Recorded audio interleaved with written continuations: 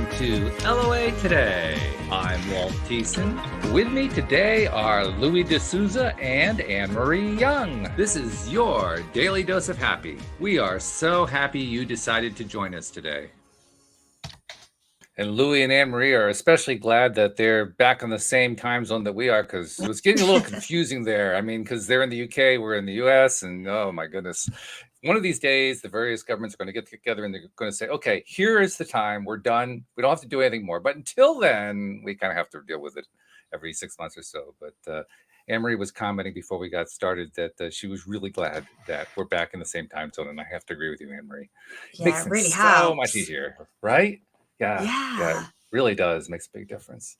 So anyway, we have once again a special guest joining us today. It's Dr. Vic Manzo, who hosts the Mindful Experiment podcast, which in and of itself is an interesting topic just because that's a pretty cool name. So we're going to have to find out more about that. But he's basically a mindset coach, a business mindset coach. He's also a pediatric chiropractor. He's also a speaker. He's also an author. He's actually working on his third book right now as we speak. And he just promised us he was going to have it done by the end of April. So we're going to hold him to that. But in the meantime, we're just going to welcome to the show. So Dr. Vic, thanks for being here today. Guys, thank you for having me. It's a pleasure to be on. Glad to have you here. And I have to start off with the name of the podcast that you host because it's such a cool name. Where did that name come from? The Mindful Experiment podcast. You know, life is an experiment, right? We're always trying to learn things and figure out our way. Nobody really has it figured out. So and the mind is always something that I've always been intrigued by and wanted to learn more of. So just one day I was just like, I'm going to do a podcast. And I was like, it's gotta be something with the mind. And all of a sudden, like mindfulness, that's a big thing. I'm like, you know what? Mindfulness, the mindful experiment. Because you're trying to be mindful. There's so many ways we can go with it. Because you think about like how much can I consume to fill my mind, to live a life. You can also be mindful, like mindfulness practice and experiment what works for you. So there's a lot of ways it can go. And that's kind of how the podcast is too. It's that was the vision. And so even with the topics we talk about and that I may share, or the people I interview, it's one of those things where it kind of falls along that arena. Well, it also sounds to me a little bit like the way I kind of have approached my podcast since the beginning, which is that the entire thing was an experiment. Because I'm not sure when you started. When I started, podcasting itself was pretty much an experiment. You were pretty much on your own. Zoom didn't exist yet. YouTube was barely on its feet. You could do Google Hangouts if your machine didn't crash. I mean, there weren't a whole lot of options going on at that point in time. Over time, of course, we have a whole lot more. But at that point, it was totally an experiment. I mean, how long ago did you start yours? So that podcast I started in it'll be 4 years. What's today? March. So next month it'll be actually end of this. It's actually what's today? 28th. Actually, it's 4 years from today. Wow. Yeah. Happy anniversary. Thank you so much. Yeah. But I can relate to you because I had a podcast years ago in 2012, and it was like you had to call a number, right? And it would record and download, and then you would take you somehow you had a file that would get stored to, then you could take it and upload. So I remember those days. Yeah, well, they were a challenge is what they were, especially if you wanted to have a guest. I don't know if you ever figured that one out. The way I figured it out, I got a hold of a piece of software that enabled me to tap my own phone line so that I could get on the phone with somebody, tap the phone line, record it, and that way I'd get an interview on a podcast. But it was pretty hacked together. I didn't even take it that far. I just was like, I'm going to make it my own. It was a health podcast, did it for about a year. And then afterwards, I was like, okay, there's enough of those out there. I'm going to refocus my group into other things. And then, down the road, 6 years later, we came out with the Mindful Experiment. There you go. And have you been doing experiments on the Mindful Experiment? I mean, is that part of what you do? Experiments as like in just life in general, or open-ended? Open-ended. I like that question. Everything up and down, yeah, I would say. I mean, it just depends how you look at it. So just life in general, yes. Different things that we, when I interview, one of the reasons why I created the podcast was to have conversations with people that I probably wouldn't meet in life, just because of life, or maybe what region I live in. I'm from the United States, so having conversations with people in Australia is going to be a little hard to meet people unless we're somehow at an event. But learning and just, taking that on, that it literally it's kind of like, I know the name's going to sound cliche. I'm repeating this over, but it was like literally an experiment too, even with that, when it came to interviewing people, because I didn't start off interviewing people until about 4.5 months into the podcast. And I'm like, all right, let me just try this out. I'm gonna have conversations with people. I'm gonna learn from them. they're and from there, people learn from the benefit of that also. So it's like a selfish reason, in other words. Yeah. Oh, well, I totally get that. Actually, I commend you for being able to do the first few months without an interview, because to me, that's like that. I love doing the interview format. I love doing the co-host format. As you can tell, we got co-hosts here going on, and that's always been a really fun thing because of the perspectives and the energy and the sharing and so forth. But just talking into a mic, I give you credit for that one. With nobody else around, that's not so easy to do. So kudos to you for pulling that one off for a few months. No, I appreciate that very much. Yeah, that's not easy. I mean, hey, I've done it, but I'll tell you, after the first 45 minutes, I'm like, okay, what am I saying next? That's why you got to keep them. I keep mine short. So like when people ask me like, hey, how long is your podcast? I go, it depends when you listen. On Tuesdays, it's about a 12 to 15 minute episode. On Okay. Fridays, you're going to get at least 40 to 50 minutes on there. And they're like, why do you do 2 different times? It's because I'm speaking on Tuesdays and then Fridays and interviews. And I only do it that way because I eventually went to only interviews. And then after 2 months, the listeners wrote back and said, we love the interviews. We love how you ask questions, but we also miss just hearing you talk. And I was like, all right, let me see if I can fit this in the schedule. I'm like 12, 15 minutes. I can do a podcast really quick with us. Okay. And I guess it's worked out because you've been able to continue with that format. So that's very good. Well done. Appreciate that. Yeah. So tell us a little bit about some of the topics that you explore in more detail. What kinds of things do you talk about? So, it could be, law of attraction, universal laws is a big one. We talk about the neuroscience of the mind. So what the way I've had interviews from people talking about, from the aspect of just men's health. We've got into aspects of deep neuroscience. We have people on there talk about relationships. I've had people talk about every element of life. If you think of life in every element and facet, I've had people who are sex therapists on there and just talking about how to connect with self more importantly, right? And I had people who are like, you're going to have who on your podcast? How does that relate to the mind?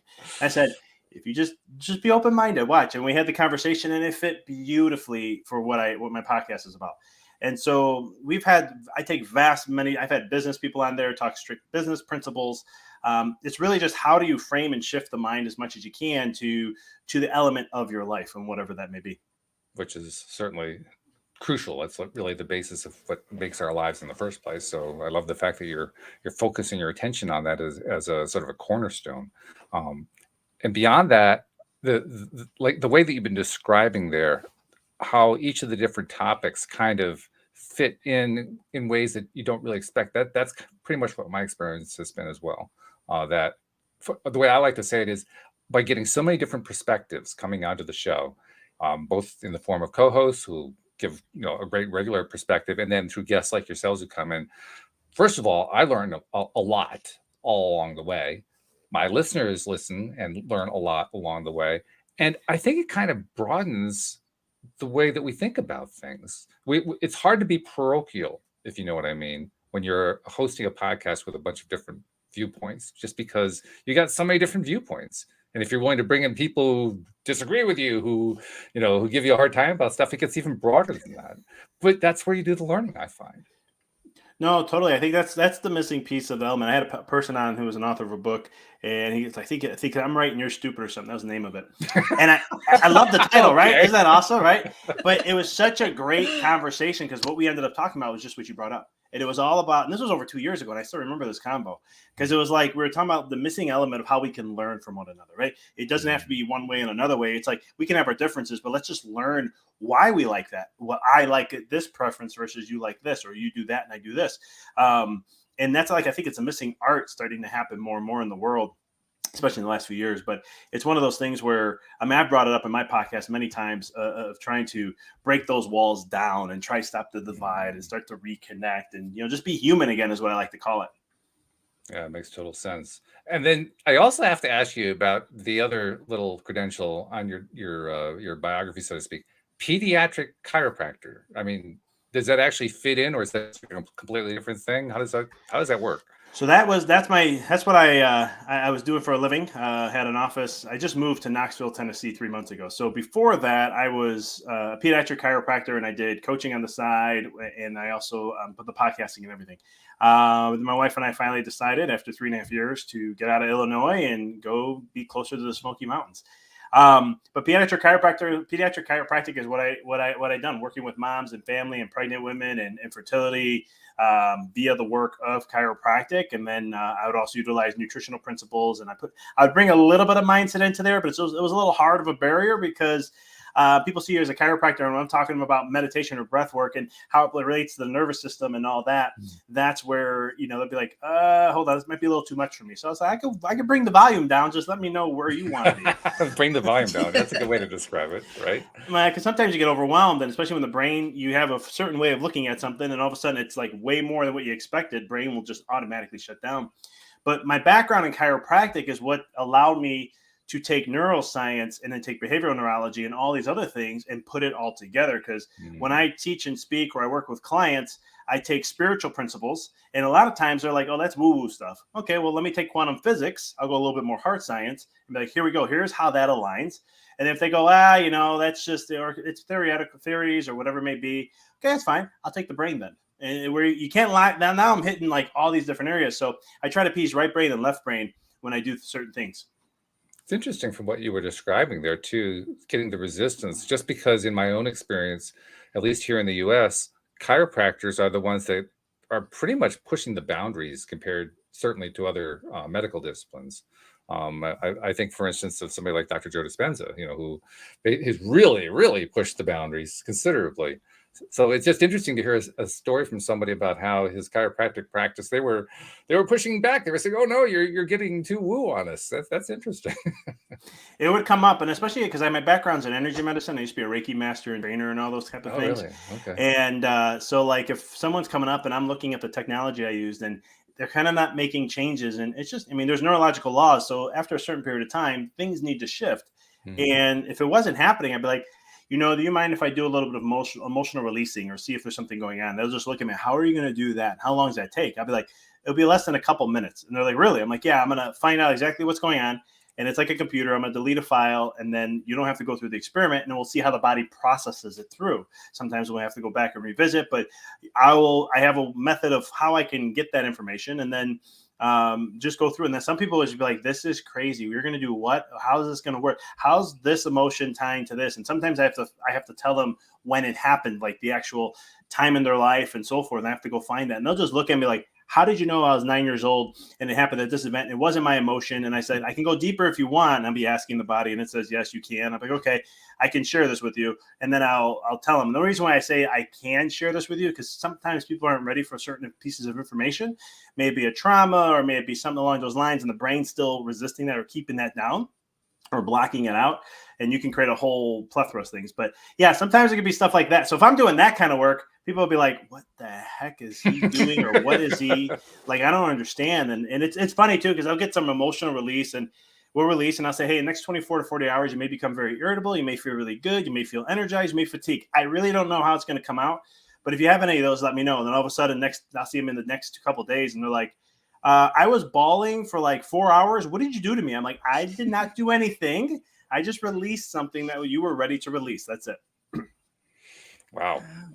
That is the kind of description of a practice I would think would be very satisfying, but it's also a little bit on the edge, because you're putting people into places they aren't really expecting. I mean, they're kind of going in there for more mundane services, and they're getting, whoa, what was that? It was the ones I would do it on that I got to know over time. And then that way I can implement it, and then it'll become a point, like they'll feel great about it, and like, can you do that again? I'm like, you cannot abuse this. If I keep working on you with energy work, you're going to be drained, tired, fatigued. I'm like, and it's not good for you. Let's just take it a little at a time. But yeah, when you got into this whole chiropractic realm, did you do that in part because this is a theme that often comes up, so that's why I'm wondering, did you get there in part because of some experience you went through? I mean, first it's Dr. Joe Dispenza. I mean, his story is he was in the marathon, and he got into the accident, and he's in the hospital, and all the other kind of stuff. So that actually led to him pursuing that career in a big way. But did you have something that went on that kind of drove you that way? what drove me into chiropractic, I was 19 years old. So I've always been in fitness and health since I was like 13. My mom's a fitness instructor, so I've always, saw her working out, eating right, and all those kind of things. And she was always in great shape. And so I was like, man, that's what health is. So, like everyone else, I think when you want to be healthy, you eat right and you just move right. And so I did all that. I studied nutrition. I started at 16 years old, started self-teaching myself like herbology and nutrition, macro, micros, all that good stuff. And then at 19 years old, I was playing rugby for Arizona State. And in that year, when I first started, all of a sudden my health just kept declining. And I didn't understand what was going on. I had cold sores in my mouth every week. I had acne on my back. Never had acne in my life. Digestive issues and fatigue and headaches every day and sensitivity to light. And I was just like, what is going on? So after like 8 months of this just slowly getting worse, that's kind of where I remember I was asking my mom, I think I have a blood disorder, or there's just way too many systems involved. What do I do? And she's like, well, we'll set up an appointment. It took over a month to get in, but long story short, she was able to get me back into a chiropractor that she's been seeing. Now she's been under care for 37 years, but it's one of those things where she's like, I can get you in with Dr. Frank. And I was like, well, if he can get me in by like tomorrow or the next day, then let's do it. And I'll cancel because I already waited 3.5 weeks. And so long story short, she called, she got me in the next day. And that's where it changed my life. So that's where I got into the chiropractic realm, because then my whole life turned around in 3 months. I was in the healthiest shape of my life, got down to 10% body fat, which I was struggling. I couldn't get my body to slim down. But then the energy side, I got into that when I was in school because the philosophy of what I was learning, my chiropractor was like, he's like, read this book, read that book, learn, study this person. So there was so much rich philosophy. Actually, chiropractic teaches a lot of universal laws. That's why we were very inclined to that. So if you have a chiropractor who's studied the philosophy of chiropractic, like I've had, there's a book called from Stevenson, Francis, Dr. Stevenson. I forget his first name, but it's the 33 Principles of Chiropractic. And if you read them, they're all universal laws. They're just laws about the universe and how the universe works and intelligence works and life and so forth. So those are the principles. But when I got to school, we didn't talk about those things. Like there was a huge disconnect. I was learning microbiology and all this other stuff. And I'm like, this is not what I was told chiropractic was about. Like this is becoming a medical doctor. I don't want to do this. This is not for me. And so that's when I started going into studying energy medicine because I want to understand the deepest layer. And the creator of chiropractic, D.D. Palmer, that's what he talked about, tone. And back then it was vibration and energy. What it was kind of relating to the tone of the nervous system, and that how is it really the tone of the body? The tone of the nervous system dictates the body. So if the vibration is, I call it vibration. If it's higher, then the body's gonna be healthier and more vibrant. If it's lower, it's gonna be the opposite. And that's kind of where I went in. That's what my curiosity led me to energy medicine. I'm wondering, Louis, because you've been on your own health thing since you were very young as well, and you've explored all kinds of modalities. Does any of this sound parallel, or does it sound quite dissimilar to your experience? As in, like the different modalities of like choosing different things that I've done and that kind of thing. No, I was asking Louis because Louis been through us. That's all right, no problem. He's been through his own health issues over the years. He's worked through his own stuff, and so I'm wondering if there's similarities or differences with what he went through. I started with something called the metamorphic technique, which I imagine you may or may not know. Very few people know of it. Metamorphic means change technique, and it's all about tickling the hands, feet, and the back of the head. And that's what my dad said to me when I was doing it to my sisters. He said, stop tickling your sisters. It's a very, very powerful technique, especially with these emotional releases that you were talking about. But then at the same time as that, I was learning reflexology, which I'd kind of learned as a young kid because I had asthma. And they pumped me through full of antibiotics for some weird reason. They never gave me an inhaler. And I was so sick a lot of the time that I didn't really know what to do. And I found a book on my mom's bookshelf called Body Reflexology by Mildred Carter. I still remember it vividly. And I started massaging my own hands and feet and ears and all other things and head. And I started getting better. And I was like, what's this stuff? And nobody around me was in any way inclined spiritually or energetically. So it was a very much of a desert, and I had to find my way through it. And then I went to Donna Eden. You've heard of her? Yes. Yeah. So energy medicine, and I saw her quite a few times in London. And she's brilliant, absolutely brilliant. I used her techniques for a long time. Then somebody said to me, if you really want to make this quantum leap in all this stuff, try Jin Shinjutsu. I said, Jin Shin, what? That sounds like a martial art. And I got a little nurse book, and so I had 2 warts on my foot, and I'd had them for about 2 years. I'd had a doctor cut one out because it was too uncomfortable, and it just grew straight back. So this book said I just got to hold 2 points, and I held 2 points, and they vanished within a week. And I was like, whoa, what's this stuff? And I started studying Jin Shin Jitsu, and I've been doing it for the last 20 years. That's so not cool. So much in the way parallel not really parallels of particular techniques, but the energy part is the parallel between. I touched on Reiki. Didn't like it. It's interesting how some modalities really draw you and some don't. It's really interesting. Everybody has their own unique path of what they're drawn to. And what else did you say? So chiropractic, I did a lot of my own manipulations for many, many years until I decided to completely stop that and work on the muscles which are caused by tension in them from focusing on what you don't want and mentally. And then since then, and the Egoscue technique, I don't know if you ever heard that. That is brilliant for aligning the body. His book by Peter Egoscue is called Pain Free. Brilliant book. There were similarities, Walt, but it definitely sounds like a different line, as most of us, all of us, are likely to bump into the different areas. But it's just great. I'm really excited that you're able to help people. I just talk to people on the podcast. I don't have any group or anything that I do, which I kind of like, because it gives me the freedom to really say what I mean what I say, without having to bump into anything. And I'm quite well known for that. Louis doesn't mind if he steps on my toes. He just wants to have a whole bunch of other toes to step on, so it's okay. The question I did want to ask you, though, is when you were saying you worked out what age they had certain traumas, etc. Were you doing that with muscle testing, or what method were you using? Similar to it. So in chiropractic, you can do foot checks, and they're called neural checks, and you can utilize you can use the nervous system to get yes and no answers. Excuse me. So I would just get a yes and a no from the feet, and then I just work off from there. But I've been trained. How you do it. What do you do to the feet? So I just pull on the feet, and I just activate the tendon and the Achilles tendon, and then I get a reflex. So if I'm putting a positive into the body, something positive for the body or for whatever I'm directing towards, the feet will go even, and that's how I program it. And then if I go on, if I want to know, then I basically just go, show me yes, show me no, and it's as simple as that.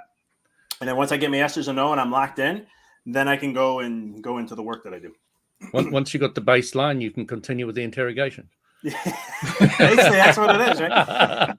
Because I've been trained. I mean, I've done muscle testing. I learned applied kinesiology while I was in school, and I liked it, but I was just like, I wanted something a little bit faster and not have the input of the other person, because sometimes they may fight you. You got to get them to relax. And so there was other ones where you do like the sympathetic test with just moving your fingers like this, and that wasn't bad. But then I was like, for some reason, I was just drawn to the feet. Like, this is so easy for me to do. And so that's kind of just why I kind of went that route. Kind of like you're saying, certain things drawing you to certain modalities. Yeah, no, I'm fascinated that you use that and found a way of doing it successfully. Not everybody does manage to do that. And not only that, you created your own variation on a theme, and managed to make that very successfully work for you. So yeah, kudos to you for that. That's really cool. Appreciate it, brother. And then, Anne-Marie, I have to admit, of all the times we've had conversations here on the show, I don't really have any sense at all about what medical or health-related stuff you've got in your background. So is any of this resonating with you? I guess I have to make it a very general question. Well, I use a lot of oils and things like that to help me. That really is just something that works for me. And I'm just thinking of chiropractor. My chiropractor didn't do anything like that. I would be so fascinated if they'd have done that with me. I'd have probably been in there like all the time. But I just know, like with my children, when they were born, I took them to sort of just be checked out and just to realign them, because obviously after birth, and they both had this awful like crying every evening, and it just calmed them so much. So I imagine we all carry a lot of trauma just through our birth and onwards, and just ongoing. But yeah, otherwise health wise, I've done Reiki, and I just remember the first time I did it, my feet were just boiling, where it just felt like they were just gonna toast marshmallows. And then the next time I felt a lot more grounded. So yeah, I've dabbled in a bit, but it's also fascinating. I'm also curious to know whether you've done, I mean, I know you have done some stuff energetically because we have the Power of 8 group and we've had other things like that. But have you done anything on your own or outside of LOA today that was energetically related, kind of off of playing off of what Dr. Vic was talking about? Yeah, just healing kind of myself and focusing my energy. Like I've got arthritis in my knee, and I find that if I'm in a better space, then it doesn't hurt. It really doesn't hurt. It literally is linked to my emotions. So if I am suffering, then I do try and just put my energy into that area. And my migraines don't appear to be so bad because I'll try and clear my head. So I just try and clear my body and put the light through it and just the positive energy, and push out anything that I think that might be causing pain, causing distress. Okay. All right. Actually, as you were saying that, it was kind of coming home to me. Pediatric chiropractic. That's actually realigned. It's just kind of mind blowing that an infant has to have their body realigned. I mean, Vic, is that like normal? Is this like a regular thing, like Anne-Marie says, because of the birth process? Yeah, I mean, when we think of chiropractic, a lot of times we think of the spine, but really it's the brain. That's what we really work on. And so, like, and I always get it, like, you're a pediatric chiropractor. Why would an infant have to see you? What problems do they have? Well, when you start understanding, well, there's something called imprints, and we understand now that actually the nervous system, as it's developing and while it's in the womb, it's actually picking up on the energies of mom, where mom is, where dad is, and it's taking on certain traits. We know the personality develops in the womb. So those things can have an effect on baby. But then there's also, when they come out, there's so many, the brain doubles in size in the first year. After 2 years, there's certain neurons and synapses that are complete, which means now the brain's just going to continue to adapt and evolve in the next 5-7 years, to where it's starting to do what we call neural pruning, which is kind of like pruning a tree and stuff. It's trying to create its environment of what it needs to adapt, which neurons it doesn't have to focus on. So the job of the chiropractor is just making sure neural develops properly along that way, and making sure the brain is developing as the same as gestational age. So what I mean by that is, a lot of times when I work with children, I'm checking reflexes and posture reflexes, and there's certain times where they should exist, and there's certain times when some of them should go away, and there's some where should be active. And when I'm testing, they'll tell me where their brain is on age. So a lot of times I can have a 4, 5, 6-year-old in my office, but they're really at 2, 3 when we come to brain age. And so the thing is, we got to slowly develop the brain to get caught up to that point. You actually have to catch the brain up. Yep. And how do you do that? Just through chiropractic care. So a lot of times it's just checking the sacrum and pelvis, sometimes lower back. And then we check the first bone in the neck. Sometimes I'll do some occiput work or the skull work. I do cranial work too on infants if needed, depending on what may be showing up. So it's kind of as needed. So it's very individual based. But the main thing is we're stimulating that. What I used to teach is the brake pedal, or the parasympathetic part of the nervous system. How do we get that to fire and communicate better, so they can go the rest and grow and develop? That's what they need to be focusing on. And then when they need to have that sympathetic firing, they can, but they'll pull back into that brake pedal or that parasympathetic mode so they can continue that growth and development. Wow. I'm sitting here thinking to myself, I've never, in any of the time that I was growing up, I never went to a chiropractor. I think that's probably an unusual experience for most people. Very, very few people actually experience it. But I wonder how many of us were missing something we needed. I don't even know how to answer the question. Yeah, I don't know if you can tell. It's kind of hard to see. I have a little peak on my head here. I was a forceps baby, so this whole part of my cranium, my skull is compressed. And so I've done cranial work to try to open that up. But there's a certain period of time when something stays there for too long, it becomes fixated in some way, shape, or form. But I always joke with my mom. I'm like, if the forceps, huh? When I was first born, and she's like, what I didn't know back then. I'm like, I'm just messing with you. But I was like, now I got this where I have to work on, and I got to deal with this. Who knows what that does? Because obviously there's not proper circulation, especially in the compressing areas. But just certain things like that, some simple stuff like that. I'm thinking about also the fact that this is a thing I remember anyway from my earlier years, not so much when I was an infant, but my 7 to 15 range. I remember a lot of conversation about mothers shaping the heads of their babies, molding them to make a nice shape. I'm wondering, was there actually something to that? Totally. The Mayans did that. They used to, they would go ahead, like if you were like a scientist or math person, they would try to make more of a square, if I'm not mistaken. And what they'd done, they did studies later on, and they looked, and with that type of shape, the lateral spheres or the part of the brain, what they ended up doing, they noticed that would be more inclined for mathematical skills and things like that, and so forth. So there is something to that. So if you're a blockhead, you're a math genius. Something along those lines, yeah. Sorry, Louis, I interrupted you. What do you have in mind there? Yeah, you said you did cranial work. Is that cranial sacral? No, it's actual cranial work, like moving, working with the bones. I've been trained like actually working with like moving and shifting, but my pediatric training's more in utilizing the breath, because as you breathe, even as older you get, there's an old myth that your cranial bones don't move anymore after a certain period of time, and that's totally not true. And so we just hold positions, and as you breathe, we move in one way and another way, and we're using the breath to actually fix what's not allow the cranial bones to move in their proper motion. Great. I wanted to ask you something else. What are you a doctor of? Doctor of chiropractic. Chiropractic. So in America, I'm guessing you're in America? Yes. Yeah. So in America, if you get a qualification in chiro, you become a doctor? Yeah. Okay. Yeah. I know in South Africa it's the same, but not all over the world.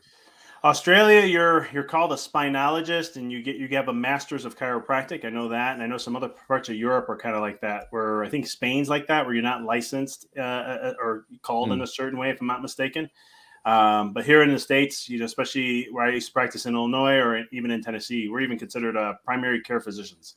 So I've had patients of mine who they would have me be their primary care physician, which just meant if anything goes on with their kids or anything like that, they would call me or get a hold of me first, and then I would assess what's going on and see, okay, this is something I can help you with, or hey, that pediatrician you have, go there. This is what you got going on. Get it checked out, and we'll give me feedback afterwards.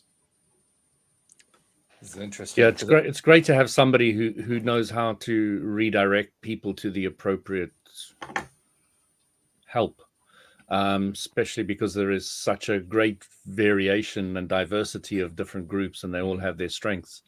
And I know I'm fairly good at that as well. If somebody comes to me and says, I've got this or this problem, I'd generally be able to direct them fairly easily to a modality or maybe even a specific individual who would be great for them.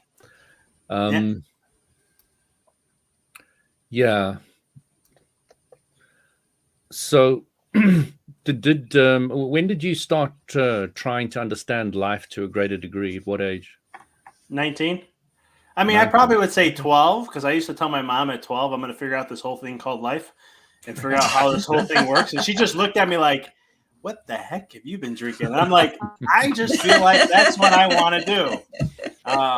But my real journey, I always said, didn't happen until 19, because that's where I was born. I was raised Roman Italian Catholic, so Catholicism and all that stuff was imprinted on me so much. But I always had questions, and I couldn't ask certain questions. It used to frustrate me. And not that I was trying to be, going against something. It just didn't make sense, and I just wanted someone to explain certain things. And when that didn't happen, I started branching out and studying Hinduism and Buddhism and, in different cultures and indigenous tribes and with ancient stuff too, and tried to put all this together. Like, okay, is it just one religion and that's it? Or is there actually truths in all of them in some way, shape, or form? And that started opening up my mind to so many other things that's kind of where my journey began. I'm fascinated because you and my journey are very similar in many respects. At the age of 8, said to my mom, what is truth, love, and God really about? And she went, huh? And I realized I had to find out for myself. And then I was brought up Roman Catholic as well. So I have, it took me years to unanchor myself from the baggage of the belief structure. And it really is strong. Huh. Yeah. It is, the ties of that were, you know, many years I thought I'd overcome it. And then I was like, no, I haven't. No, I haven't. Now I can go in a church, sit down and enjoy the entire process without having any problems with it at all in any shape. I actually quite enjoyed the idea and doing it occasionally. And then, you know, like you, I went into the library and I knew it had a lot to do with the mind. You know, the mind came up a lot. So I started studying mind control and all rubbish things like that. Got quite disappointed with it. Then I landed up with psychology and got totally disappointed with psychology. And then, you know, I started delving into the occult and the metaphysics and different religions as well, paths, and then out-of-body experiences and all that kind of cool stuff, self-hypnosis. And yeah, it was a fun journey. Aren't they all, right? Yeah. I took a year off studying at university so that I could just find myself. So I had a little part-time job to pay for myself. And I spent all my time in the library, and I landed up with a mentor. And after that, everything just exploded. Yeah. And I love how, like, even on your journey, there will always be something that comes in that helps you along the way. And when you look back, you're like, holy cow, how the heck? Because, like, even for me, it was mentors came out of nowhere.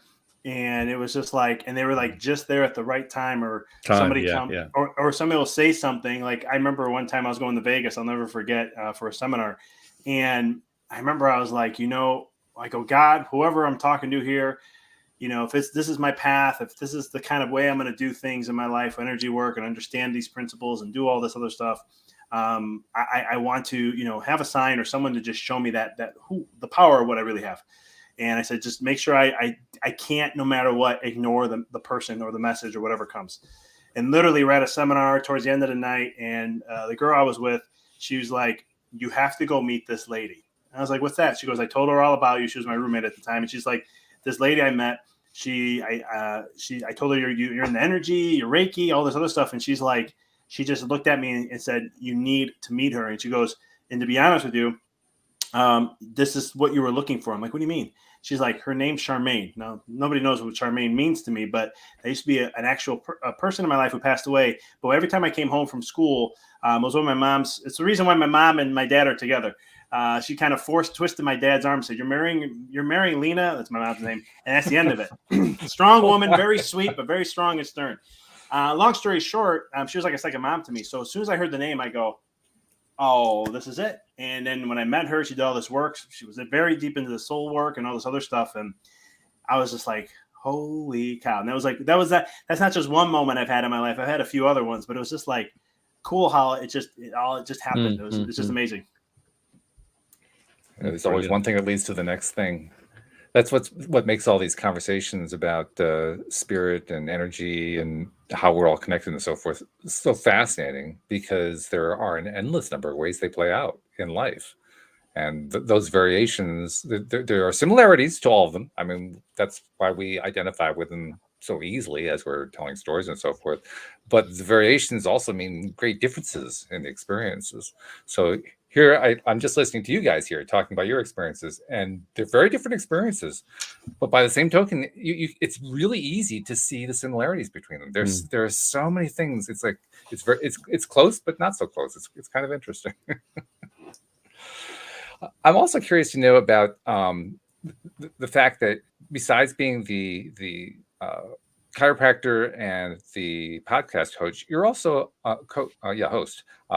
I'm sorry, I'm tripping all over my words right now. You're also a mindset coach, and I'm curious how that kind of got started, because, well, it kind of goes with being a podcast host. Lots of people do podcasts because they're also coaches, so I get that part. But I get the impression with you, there's like a different track going on there. Am I wrong about that? Starting to get to know me a little bit already, aren't you? Yeah, I mean, the whole experiment for me was just I looked at how things were being done, and because in the self-help world and the personal development world, me going through that, and even in chiropractic, like you listen to the leaders of what's the successful chiropractor, what's this, what's that, and I did it. I'm not someone that's like going to tap into something and then dabble in here and there and then move on. I'll go full steam ahead into something.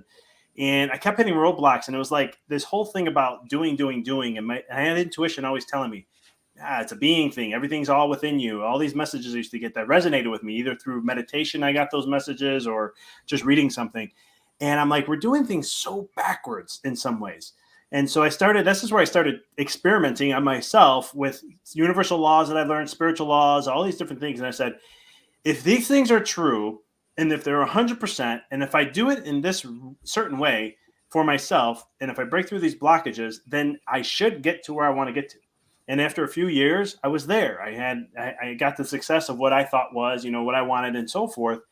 And then I started to go, okay, this is great, but now I need to change this because it wasn't the success I wanted. What I thought I wanted wasn't. And that's when I recreated my whole life. As a chiropractor, became a pediatric chiropractor, became certified pediatric, all these different things. But long story short, that's when I was like, I need to help. I want to get into helping people with their mindset. And that's something I've always been intrigued with my own self. And so I started the podcast. I wrote a book, had the podcast start. And then 4 months later, I started doing group coaching. And I was like, I'm going to put these theories together, and I'm going to start putting the concept in a way where I can share with people. But I don't want it to be a cookie cutter, like you just go through a system. I want it to be individual to the person. And so I tried to figure out ways and experiment on that to where after 4 years, I got a down path. And what I do is, like, for example, I coach chiropractors too. And it's one of the things where I'm not really coaching them. And like, I'll say, I'll help you double your profits within 6 months. But the techniques and everything I do, what I help them with, has nothing to do with business principles. I mean, I'll share them if they need it, but it's all about working on them.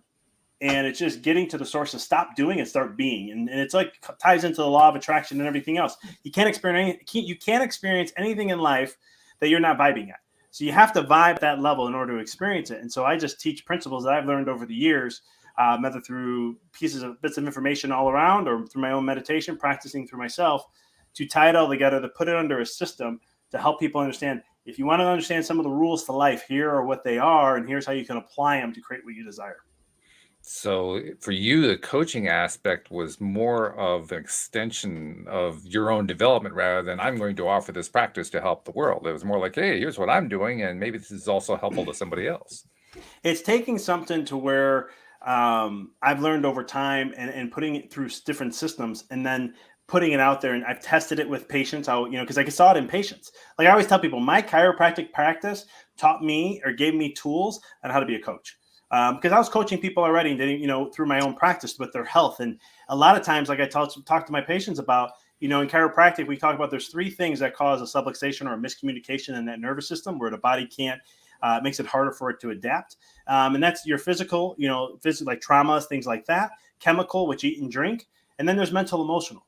And in chiropractic, we always said that 80% of these things are caused by mental, emotional. And so it was one of those things where, like, working with patients, maybe through mindset work stuff or helping them work through something or change their perspective. That was when I started to do that. I could see the results. I had something I was testing, like heart rate variability and technology that's called thermography, or surface EMG that looks at tension in the nervous system in the spine, and is the energy working efficiently distributed throughout the body. And so we can use this technology, and I can see if it's really changing its course while we're doing the other stuff. And so that's kind of where the coaching side started to come in. And it was just putting pieces together over the years where I was like, there's a pattern here. Let me look at this. Well, there's a pattern here. And so through my life, seeing what I was able to do and then helping some of my patients, then I started to decide I'm going to write a book on this. And then I want to be able to help people and utilize these principles. And that's kind of where it kind of evolved from. And like you mentioned to us before we started the show today, and I mentioned it at the top of the show, how you're on your 3rd book. So what were the first 2 all about? And can you give us a little flavor of the 3rd one? Of course. The first one was called Rediscover Your Greatness. It was just a guide to help people live an inspired, create an inspired and fulfilling life. And so there's just it's the rules of life in a sense. It's a general, it doesn't go deep into each one. Like even in the book, I say, I can write a book on each chapter, but it's really understanding, number one, who you really are, that you're a creator. And then I talk about how you create. What is the aspect to it? And it's all through the law of focus. And then I break down like how words are the fabric of reality. And I get into all those kind of concepts so that you can have a general understanding on how you can actually, create the life that you desire. Book number 2 is called A Walk in the Dark. And that was, I started getting the feeling of like, I was at a point where I'm like, okay, I have a goal of writing 30 books in my life. So, whoa. Yeah. And so I'm a little behind right now in where I want to be, but I took 2 years off, but I'm coming back. I'm coming back very strong now. But it was one of those things where I was like, everyone, I kept hearing people talking about, challenges, or I don't want to avoid pain. It kept coming up in my consciousness. And I was like, darkness, people avoid the dark. All right, let's go into this. So after meditations and so forth, the whole purpose of the book is to understand that the darkness is actually your best friend. You can change darkness to a challenge, an obstacle, whatever it may be. And that the universe is always there to support you every step of the way. And it's going to bring you things that you need to evolve with. And so your best friend is your darkness. And I walk through that whole process and how can you go deeper into it? How can you sit with it? How can you get wisdom from it? Through the art of meditation and guided and through breathwork techniques. And then I talk about how you create your own suffering, because resistance is the cause of us suffering. And so from an energetic standpoint, from a flow standpoint. And so I kind of break that all down to have people just understand, hey, darkness may not be a bad thing. If I can just shift people's perspective on that, we would decrease mental suffering drastically. And so then my third book right now I'm writing is called Decoding the Matrix. And this is to unleash your potential and to awaken your spiritual journey. And so this whole book is to break down the programming that we go through, the mechanisms of human collective consciousness. I'm talk about what really is your potential. What does that mean for you as an individual person? I ask questions. So I'm not telling you what your potential is. I give you ideas, but I ask questions at the end so that you can really develop what that means. Because at the end of the day, it's what you think, not me. And then it just, then I'm going to take people through a journey to go through that process. And I use a lot of science. So I bring up a lot of quantum physics. I bring up a lot of visualization studies. It's going to be a book that's blending spirituality with science. And then I'm going to tie into how to start that spiritual journey and help individuals just start to awaken more, because that's kind of what we need in the world right now, is just not the woke culture that we're seeing around. It's more of just waking that spiritual journey, the essence of who you really are, and tapping deeper into that. Blending spirituality with medicine is an interesting topic from my perspective, simply because science and medicine, very much the mainstream section of it, very much wants to stay away from the spirituality side, or has actually historically. Although I do get the impression that, I don't know if they're actually moving toward it, but they're a little more receptive than they used to be. I think in part because they see some results that they weren't really expecting. So they had to kind of sit up and give it some notice. But even there's still quite a bit of resistance to the idea that spirituality is going to play a significant role in the healing and the well-being of a person. So I guess I'm kind of curious to know a couple things. First of all, in your own practice, in your own experience, can you point to anything that comes to your mind about a particular case or whatever, where the link between spirituality and physical and scientific study really did make a dramatic difference? Like, if it weren't for tying in the spiritual side, I would have gotten this much result, but instead I got that much result. It's something along that line. Oh yeah. You ever hear of Dr. Bruce Lipton? Oh yeah.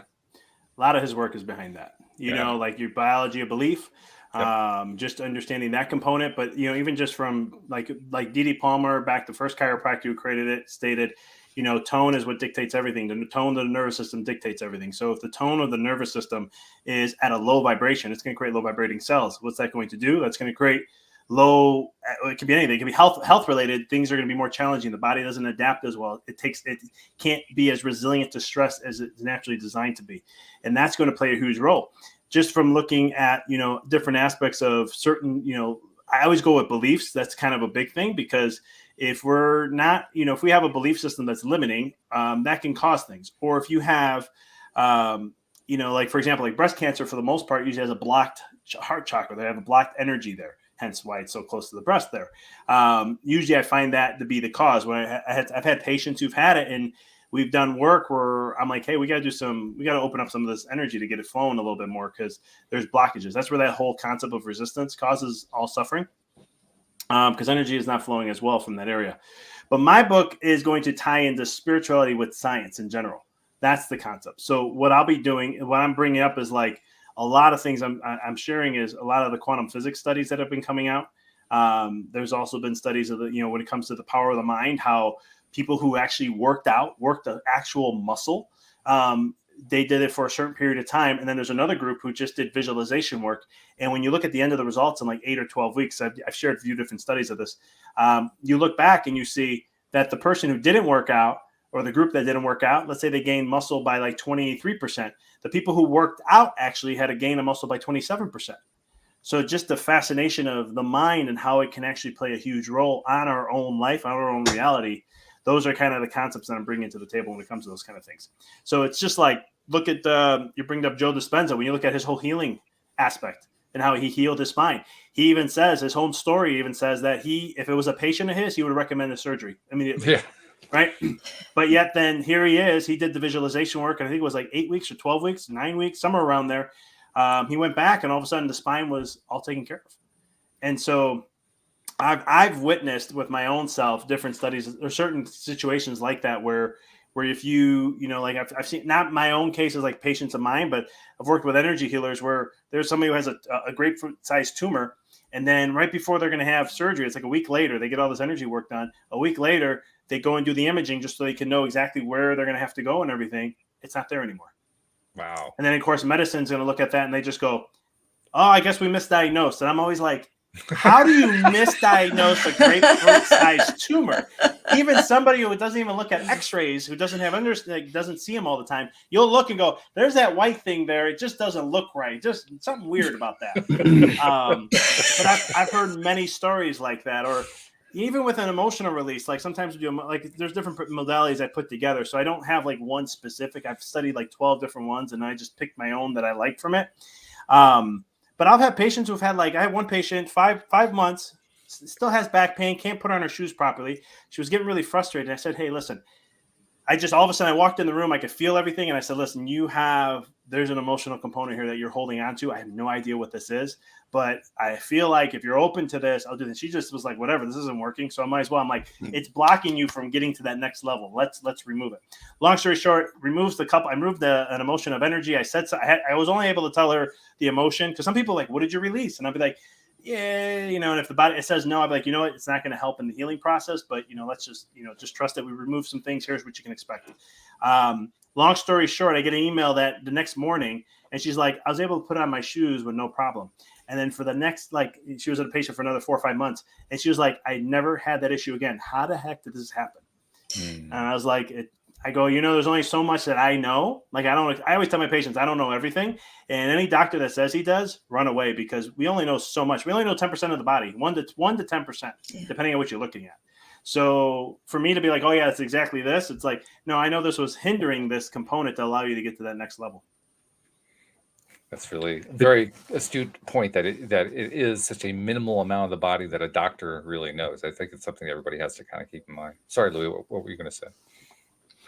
Oh, I just wanted to tell, can we call you Vic? Or yeah, it don't matter to me. Yeah, I went to the dentist the other day, and the dentist found a lump under my tongue. Referred me to the GP. I went to the GP just because I was curious, and I wanted to see what the whole process was. So they sent me to the hospital with the skin guys, and they checked it out, and they wanted to do a biopsy. And because it was corona, I had to have I had to have a test before I went in. And the lady phones me up on Monday. I was supposed to have the test on Sunday because the biopsy was on Wednesday. So she phones me up on Monday. Why didn't you go for your test? We can't do anything else anymore. I said, well, I've got a small problem. She says, what's that? I said, well, it's gone. Interesting description. He calls it a problem rather than a solution. But I did that on purpose because I knew she wouldn't know what to do with it in her books, and she didn't. She was sitting there going, "What?" So I said, I can't go for a biopsy when there's nothing to biopsy, is it? It's just not a possibility. And as soon as I found out I had it, I started working with malachite, the stone, because I work with gemstones as well. And malachite tells every cell what every other cell on the body is doing. And if there is a problem area, the whole body gets together and help it. And, I've worked and had some great experiences with malachite, which I could go into in great detail, but not appropriate at the moment. But, it just vanished. So it's to me, healing the body is one of the easier things to do in life. And I really enjoy it. I often say to Walt, I can't wait to get sick, or, I'm trying to get the virus. And yeah, you were desperate to get COVID. He was the only person I knew who wanted to get COVID. I still have my trouble wrapping my mind around that one. And he managed to do it too, which is pretty cool. You can make me number 2. I was looking forward to hopefully getting it. Yeah. Let my immune system learn it, let it learn, and let's move on. Exactly. So I was in the sauna. This is one of my sauna stories. So there's this lady there telling us about how traumatic her COVID experience was, a respirator, blah, blah, blah. And I was saying to her, I'm so dying to get it. Do you still have it? I want to get it, And she's like so horrified at the idea that I wanted to get it. And I was saying to, I've learned about the body, I understand how to heal it, and I really enjoy getting sick because there's the transition between sick and well. And I love being able to move between the two and all the rest of it. And then one guy popped up in the sauna and he said, what about all those footballers that got the vaccine and fell over on the field? And I said, well, you can't compare somebody who understands the body and the energy with somebody who's super fit. They're not comparable. You don't know if this guy's got a lot of negativity at home and his wife, or a lot of stress and he can't pay the mortgage or whatever. He might be super fit, but you don't know what's going on in his ability and where he is. And then as I walked out the door, this lady said to me, well, I hope you get COVID. And I said, thank you. And I bumped into her about a week or two later, or maybe a month later, and I'd had COVID. I was going to go to a meeting with a lot of people, and I was asked to test. So I tested, and I had it on the small test. I sent it away to the lab. I made sure it was official, so it's on my records. I don't mind if anybody looks through my records. They can look at all my medical records. Then I went and I saw her there, and I said, hey, you were the lady I was talking to about COVID. She said, yeah. So I said, I'm so glad that you wished me that I could get COVID, because your wish came true. I got it. I'm so excited. And she said, how was it? I said, well, I don't know. I'd really had no symptoms whatsoever. Zero, nothing, nada, nothing. She said, well, you didn't really have it. I said, I had it. I really had it. I had COVID. I said, the only difference is the way you experience it and the way I experience it. That's the difference. I often wonder when you bring this up, Louis, I often wonder, are we gaining listeners or losing listeners? I'm not really sure which it is. I really wish people could have the level of confidence about their own health and their body. It's I'm sure Dr. Vic understands that. I don't know. You deal with sickness fairly easily? No? Well, I was warning people when it all came out, trying to teach them about their immune system. And, your immune system's so amazing. You don't have to actually get something, because if you have a very good functioning immune system, it can take things, break it down where you don't get symptoms. When they're saying people who don't have symptoms are the ones spreading, well, you can't spread unless you have symptoms.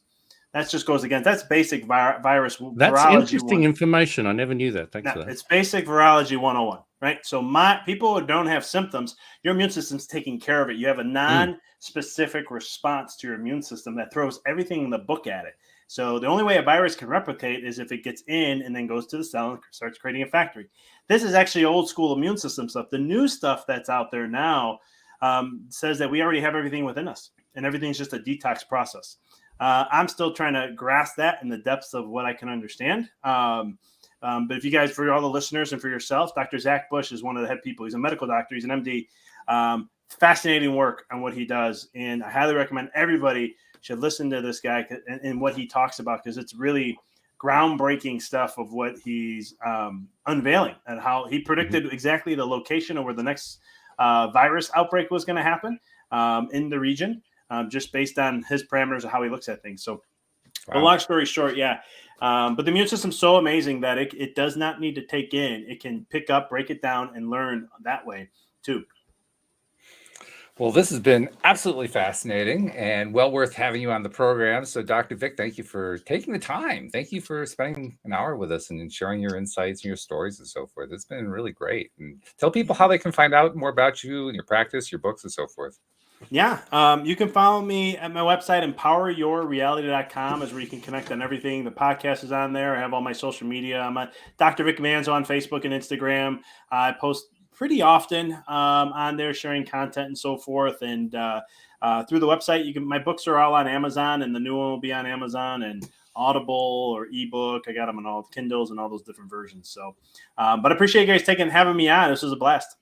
Yeah. It's been great. Love very having much you. appreciate it. Yeah. So thank you much. Thank you to our podcast listeners everywhere. And we will see you all next time here on Elevate Today. Goodbye, everybody.